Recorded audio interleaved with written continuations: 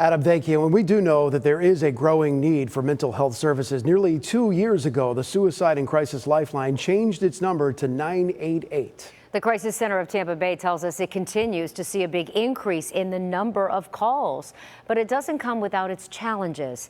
ABC Action News reporter Lydia Vasquez explains some of the hurdles the Crisis Center is now working through and the impact that three-digit number is having on our community.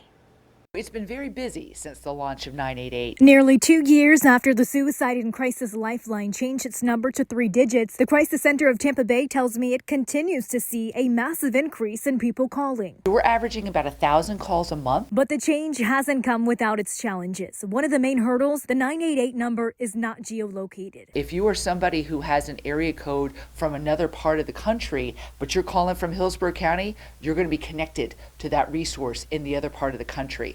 So it's very hard to connect an individual to local resources if they're not reaching a local contact center. So that has been a big issue, and that's an issue nationwide. Another challenge, the amount of people calling in. Clara Reynolds, president and CEO of the Crisis Center, says before the 3-digit number, the center would get around 10 calls a day. Now it can be anywhere between 60 and 80. That has resulted in us really having to change how we're even staffing to make sure that we have the availability. So we have brought in students from the University of Tampa and University of South Florida to answer some of our lower acuity lines to free up those individuals that are just focused specifically on 988 calls. We wanted to check in with a mental health expert about what she's seeing as of late. I think when we started at the onset of the pandemic, it was, the adults, the parents, the employees, employers, they were having a tough time. Over the last year and a half, it's been the children.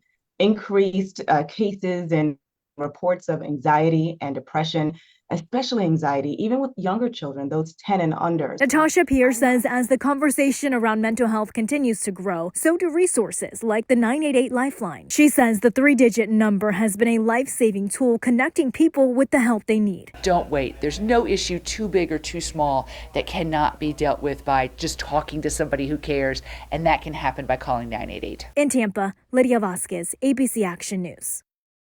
Lydia, thank you. And we've been collecting an ongoing list of more mental health resources across the Tampa Bay area. Scan that QR code you see on your screen to take a look at those resources. We also have our previous stories all on one page. That's at abcactionnews.com/mental health.